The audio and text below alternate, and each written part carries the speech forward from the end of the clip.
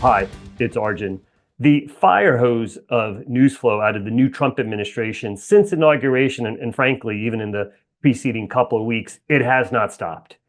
And while we recognize that with any US president, there are often strong reactions from those that support or detractors or on specific policy topics, I think there's no question that President Trump uniquely seems to elicit a degree of hysteria from those that do not like him, or perhaps do no wrong deference from supporters. And it's our experience that let's say there's some legitimate areas where one could push back or critique.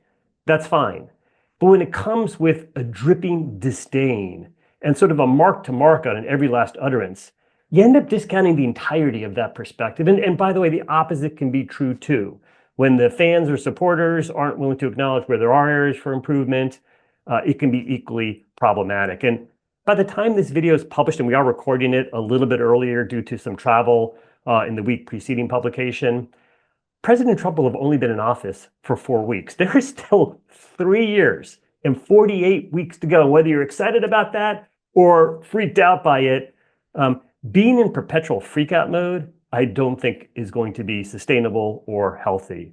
And so we are going to try our best to continue to apply an equity research analyst mindset to all the potential policy announcements that come out of this new administration. And that means we're not trying to be fans or detractors. We're definitely not going to try and be hysterical if we're against it or indifferent to some of the challenges with areas we might otherwise support. We're going to try our best to make the right call. We're going to try our best to give the most appropriate advice we can to the companies and the folks that we interact with.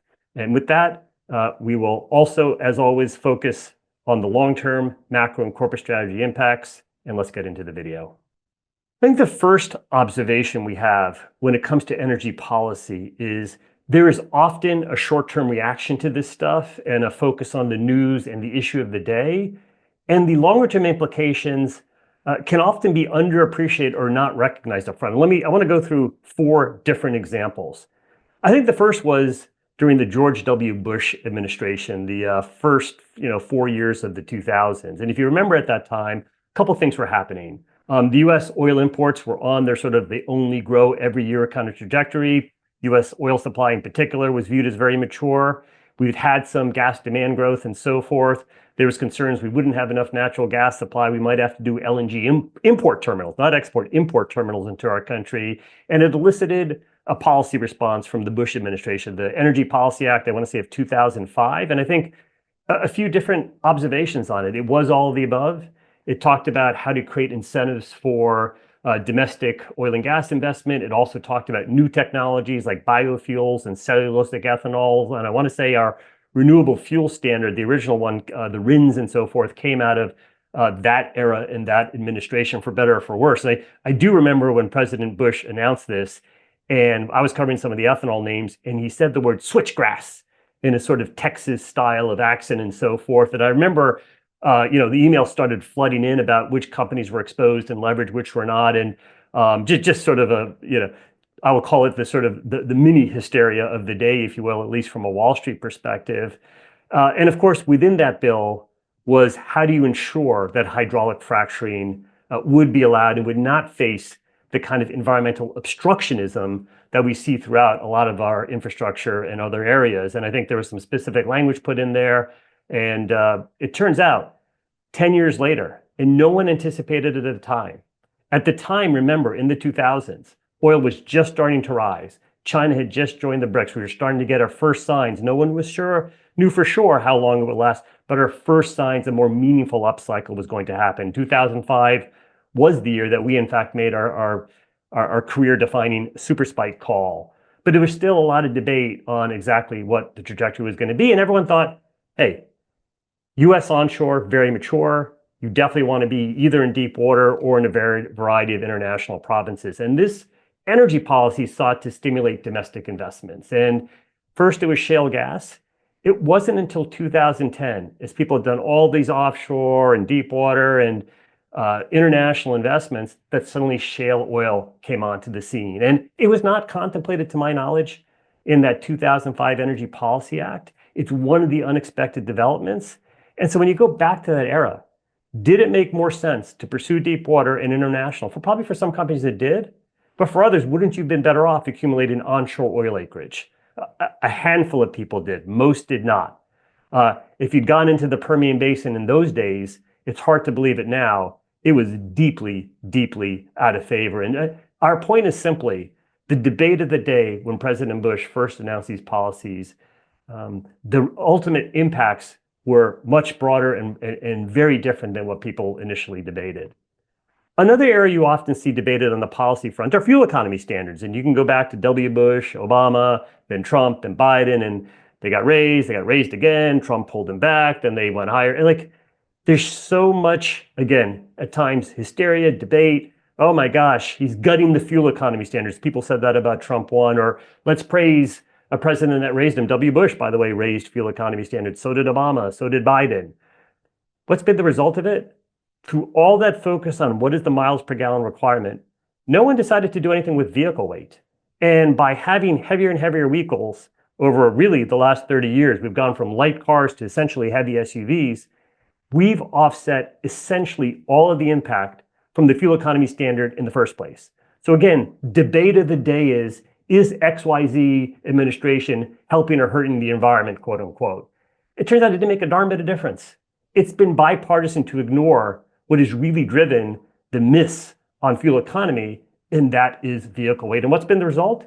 We have higher gasoline demand by a meaningful amount than we otherwise would have if you actually could have stuck to those fuel economy mandates on the vehicle weight of vehicles that existed when they were first put in place.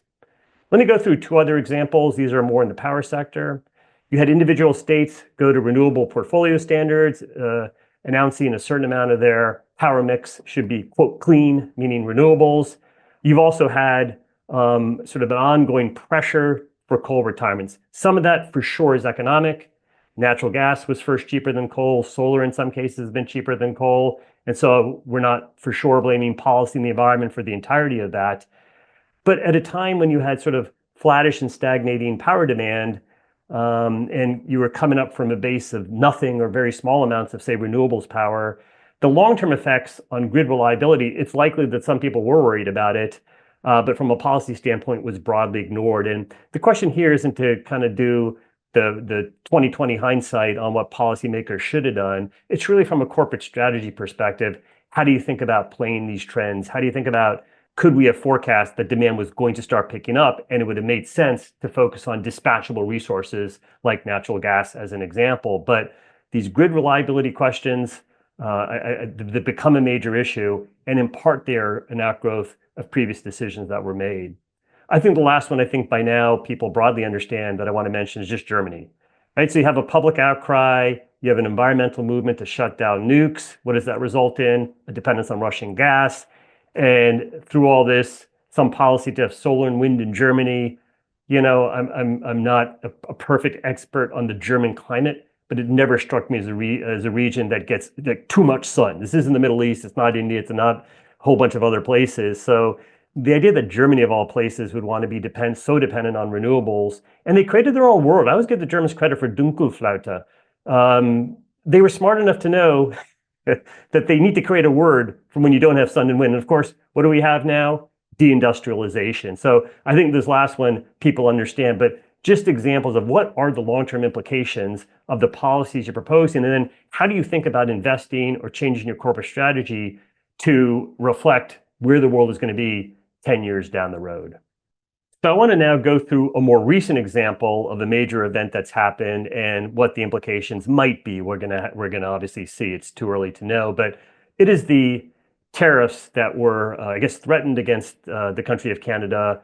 This would have been a few days ago from when I'm recording this, probably 2 weeks ago from when you all are seeing this. And it elicited, obviously, a very strong reaction, a negative one, from, as best as I can tell, essentially everyone in Canada. And I think the question isn't to debate, why are we doing tariffs? Should we do them? Are they good? Are they bad? What's the right response? But really, what are going to be the implications of this? And I want to reference an op-ed that I'm going to call my Twitter X friend, Eric Nuttall, put in, I think it was the Financial Post, that argued for the unleashing of Canada's massive energy resources. And so when we take a step back in Canada, Our view, as you know, has been that this is a very attractive oil and gas province. And when we look at the strict labor and environmental standards that Canada has, as well as, and most importantly, the very competitive profitability those companies have, this should be a major part of the world's future oil and gas supply. I think they're a key partner to the US energy industry. I personally believe US and Canada should look at themselves together, a North America first energy strategy, if you will. But what's been going on in Canada? They have faced a lot of the climate and ESG pressures that everyone knows about. And there's been this sort of idea that Canada is missing, quote unquote, its Paris obligations because oil and gas production and the emissions therefore from there have been rising. And this is something we feel very strongly needs to change. If Canada wants to look at their, 35 or 40 million people and the emissions that come from driving cars and all that kind of stuff, the consumer use of oil and gas, if you will, then that's up to them to decide how do they want to handle that. Do they want to have declining emissions? Does it make sense? It's obviously tiny compared to the 8 billion people on Earth, but if they want to have targets to reduce those emissions, certainly that is their choice. I don't understand why oil and gas is included in their current emissions objectives. It is very different. Oil and gas supply is a global thing. If it is not produced in Canada, and if it's not produced in the US and not produced in Alaska, which is part of the US, it is going to be produced in Saudi, Iran, Iraq, Russia, a whole bunch of other places. You may like them, you may not like them, but this combining from an emissions perspective, all of Canada's source of emissions has never made sense to me. It deserves pushback. And what I do wonder is this unifying event that Canada has now faced, where the internal divisions between the province of Alberta and the other provinces on what should be their policies on supporting and promoting healthy oil. Why doesn't Canada have the type of LNG expansion we do? Their gas is frankly more stranded than our gas. We actually have pretty substantial domestic demand. They far less so. There is, I think, a lot of potential opportunity for Canada to have a major LNG expansion, but it does require the country to have the kind of investment incentives that support it. And will this be a unifying event? We don't know. Maybe it'll all be forgotten in a few months if their prime minister is going to change, and who knows what the relationship will be with the next person, who it'll even be. But I was struck by Eric's op-ed, which I wholeheartedly agree with, is why doesn't Canada take the Canada energy dominance, if you will, unleash Canada's energy stance? And I think it's a major opportunity. If you're a company, I think Canadian companies are obviously already there. If you're a non-Canadian company, is this another reason? We've already been positive on the oil sands and the Montney. Is this another reason to look up north? If this can be a catalyzing kind of event to get Canada to think, hey, we really should be harnessing our own resources. I will say, I don't think it's about de-integration. We are highly integrated.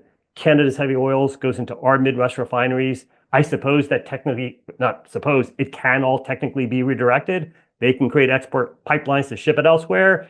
And, in theory, you could invest in a bunch of refineries to turn them into processing our domestic light shale oil. I would just say from an economic perspective, I don't see the logic to that. The partnership to me makes a lot of sense. We should be consuming their heavy oil, not trying to invest in a bunch of light sweet conversions. Frankly, it's just not a natural thing in the refining business. And of course, even the Gulf Coast refineries benefit from some of those Canadian oils. And I suspect, even if, again, my friend Eric Nuttall's full op-ed is embraced, I don't think it's about divorcing Canada from the United States. But I do think I think it can be an opportunity to really create a very attractive investment climate there that they've not seen. We've seen it over the years. I just mentioned it started with W. Bush. In fairness to President Obama, it continued under him. And while Biden rhetorically was against it, production has still continued to grow. And of course, Trump is explicitly in favor of it. An equivalent type approach in Canada, we would welcome. And our mantra remains North America first, the US plus Canada. And I give my friend Paul DeBar credit for the inclusion of Norway. 3 strong allied-friendly nations. We should collectively always be looking to have strict labor and environmental standards, but be looking to maximize our long-term oil and natural gas, including LNG type production. The other contemporary policy area I wanted to talk about is the fate of the Inflation Reduction Act, poorly named. I feel like we have to say that every time, but this idea of the tax credits and so forth, and are they going to continue or not? And we're not, our view has been that this should be reformed, not repealed. We don't know how that's going to go. But I think there's a more fundamental issue that we want to get at, which is, when is something an appropriate investment incentive? And when is it merely, you can call it corporate welfare, you can call it a handout, you can call it VC or private equity welfare, but where all you're really doing is harvesting tax credits. I don't know that there's a black and white line between what constitutes an investment incentive and what constitutes a handout. It may be that old saying that you know it when you see it, but maybe I'll try and provide some framework here. So I think first and foremost, it does appear to be a bipartisan goal that we generally want to reshore as much as we can of as many things we can, including in the energy sector. That is a bipartisan goal. It supports some notion of incentive for domestic production. We are already dominant in the United States in oil and gas demand, and I think we're going to continue to be. I would argue we should also want to be dominant in the newer technologies. We can debate exactly which ones make sense. I don't think it's up for the government, or for that matter, me as an individual, to say exactly this technology deserves support and this one doesn't. I think it's about creating incentives to be technology agnostic, but still to motivate, how do we ensure as much of the value chain and as much of the technologies? Value chain can mean things like critical minerals, mining and refining, and those kind of things, in addition to, say, battery or electric car development or what have you. As much of that, I think, that we can do here or in friendly allied countries is better. And to the extent that this is an area that China currently dominates, and keep in mind, we have billion-person scale economies like India and other Asian countries in particular, ramping up, they are going to want to use their own all of the above, which is going to include a whole bunch of new energy technologies. It is not just going to be the oil and gas we produce, and all that to us supports a true all of the above approach. And as I've said, it already should include both traditional and the new stuff. I think the question is, when is it an investment incentive, and when is it a handout? So like, you take something like renewable fuels, renewable diesel as an example. The feedstock cost is higher than the selling price of the diesel. The entirety of the ability to invest is based on getting a tax credit to offset that inherent negative gross margin. That is really tough. Now, individual states like California and elsewhere have created these mandates of how much needs to get blended in. The US government has as well. That is what it is. So I am in no way faulting companies for going after this. But just from a societal perspective, from a good tax policy perspective, does that actually make sense? What really is the environmental benefit? Is this an ag policy in part? I'm not sure.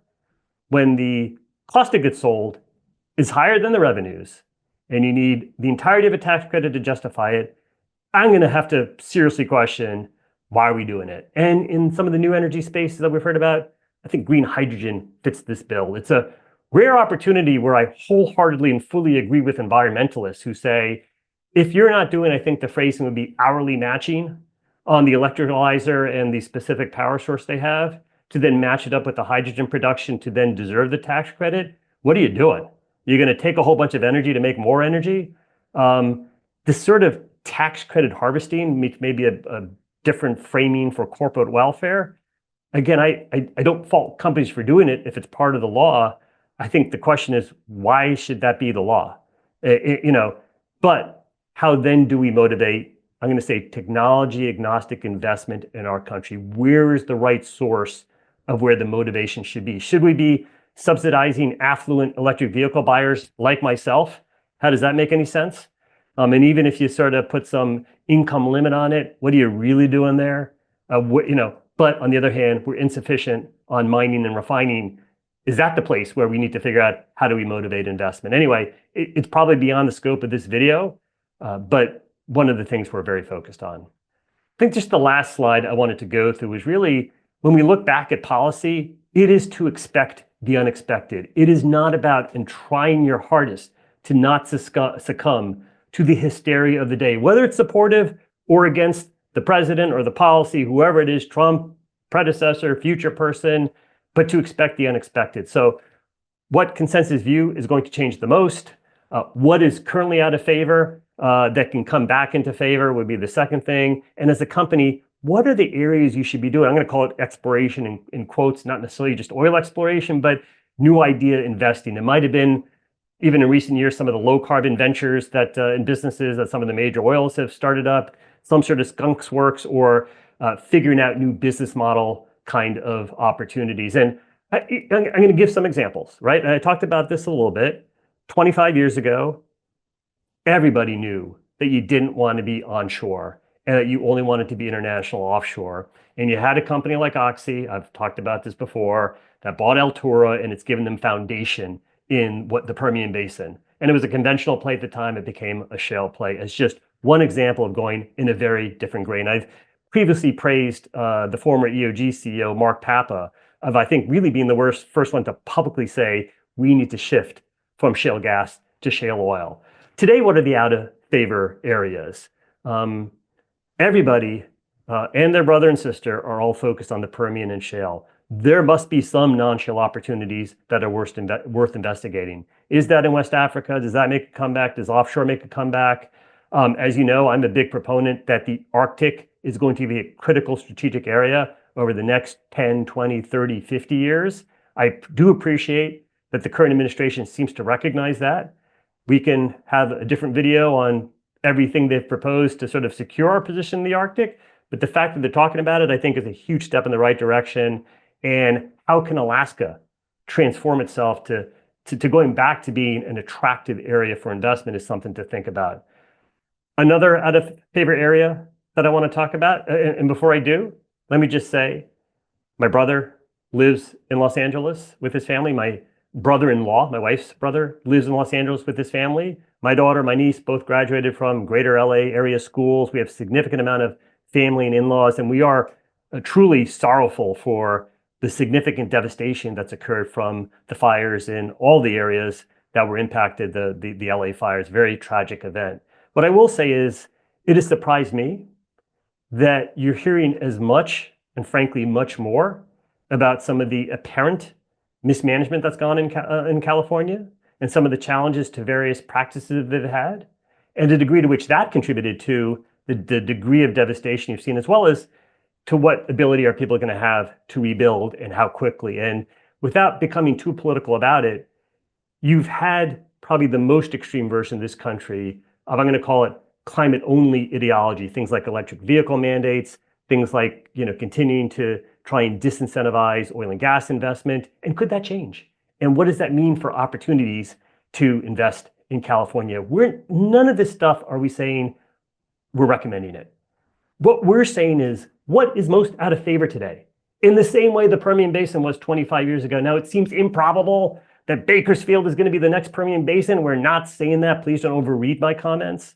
Maybe Canada is probably the more pragmatic thing that I've talked about so far, maybe some West African oil exploration. But again, I just suggest, can we please do our best to not be so hysterical about everything Trump says, whether you like them or whether you don't like them, and let's try and think through what the longer term implications are. So I'd like to end this video on a personal note. I'm going to do something that I've not discussed, which is, how do we think about the dress code for these videos? And I've got a very serious algorithm that I'd like to share with you today. And I want to specifically going to get to the BlackRock fleece that I was wearing in the video 2 weeks ago, which seemed to elicit a few sort of, hey, interesting, you're wearing a BlackRock fleece at a time you're sort of critiquing again the Glasgow Financial Alliance for Net Zero. So let me just talk about the dress code we have at Super Spiked, which is whatever is on top is what gets worn. Or if we have to wear a short, whatever's on the far right of our shirt hanger, that gets worn next. So pretty significant algorithm. What's on top gets worn. The decision tree is, do we need to wear a suit with a shirt? Is a regular jacket okay? Or is my preferred attire, which is country club golf, is that going to be okay? So basic decision, wear what's on top. Within that, suit with a serious shirt, or can I get away with country club attire? Now, as far as wearing a hat, with the exception of when I'm in kind of, quote, work meetings, I'm always wearing a hat. Now, I've been blessed with many things. Sadly, hair is not one of them. And when you don't have hair, there are two implications of that. The first is you're always cold. I live in the Northeast. It gets cold in the winter. I am always wearing either baseball golf hat or actually a woolen winter hat. And when you're not in the winter, when you're in air conditioning, you still get cold from the stupid AC blowing on your head. So there's nothing good about not having hair when it comes to how you feel warmth-wise. It necessitates a hat. I don't wear hats in work meetings. I think the golf attire has become acceptable. Sadly, we're not there on hats. And when I have worn a hat, feel like it has not been as well received as I would like it to have been. So anyway, the other point with having a bald head is I did change the light bulb right now, but it sometimes bounces off your head. And it's not that exciting to see the light bouncing off your head. So again, pro hat. As far as BlackRock goes, some people say, wait a minute, Arjun, in this video where you're saying the Glasgow Financial Alliance needs to go away quickly, why are you wearing this Larry Fink BlackRock fleece? I gotta say this. First of all, I don't personally know Mr. Fink. And I'm going to go back to my training. You deal with people on a first-hand basis. And some people say, listen, he wrote that very famous sort of ESG pro report at the peak of ESG in 2021, and he joined the Glasgow Financial Alliance. Let's say this. When you look at the bank CEOs, look at the Davos gatherings from 2020 and 2024 and the bank CEO questions, all of them. I don't think Mr. Fink was at the most recent one, or I don't know. He wasn't asking questions on stage. They are going to move with how the politics move. They're running banks. It's not about their personal morality or what they believe or don't believe. They're trying to get their banks to survive these ups and downs politically. And I sort of forgive them to some degree of that. What I have a huge issue with has been the Glasgow Financial Alliance for Net Zero, because they're welcome to think whatever they want to think, but do they actually understand the issue? And when they joined the GFANs, and that was going to result in basically a starvation of capital to what is 80% of our primary energy mix, that to me was flat out wrong. Where I'm going to give the banks credit, including BlackRock, is that as I think they came to understand what it really meant to, quote, be net zero and to have an emissions finance target, they all quit. All of them did. And some of that was from pressure from attorney generals and so forth, but they all did leave. And some of them left before Trump became president. So the right thing ultimately has happened there. And I would just say for any company in any industry, to be really careful about these promises and what you're telling the world you're going to do. And I think you have to have studied it. And I will say this, a lot of people want to critique oil and gas companies for a lot of reasons. I am appreciative of their sort of engineering culture and mindset.